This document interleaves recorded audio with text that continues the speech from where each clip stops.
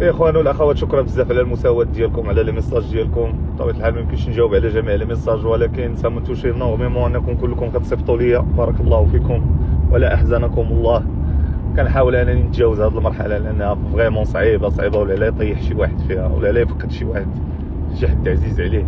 الوالد كان فلسفي بزاف في الحياه ديالو، كنستافد منه بزاف. واحد النهار ما بقاش. صعيبه بزاف الاخوان والاخوات، صعيبه بزاف. حتى انا الوفاه ديالو كانت فلسفه بالنسبه لي، كان درس. الوالد ديالي كما كنتو كتعرفوا فكان ايموراجي، عفوا كان كونسير دو سون، كان ميتاستاز عرفناها في الدقيقه 90. تقاتلت انا والاخ ديالي حتى برا. اش غيوقع 3 شهور من ورا الفرحه ديالنا غيطيح، غادي يجي نزيف داخلي في الدماغ، غادي يتوفى. اللي كنطلب منكم الاخوان والاخوات هو انكم تدعوا لي مع الوالد، راه محتاج الدعوات ديالكم، ودعوات الغريب مستجاب.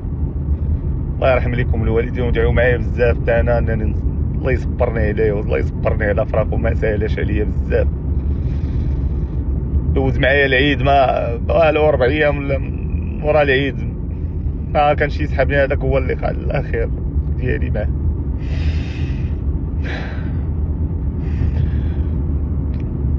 واشهد الله واشهدكم انه اي حاجه غادي نبارطاجي، اي معلومه بغيت من ويمكن حتى داكشي اللي بارطاجي بغيتو يولي صدقه جاريه على الوالد. جاو معنا الاخوان، الله يجازيكم بخير، شكرا بزاف والله.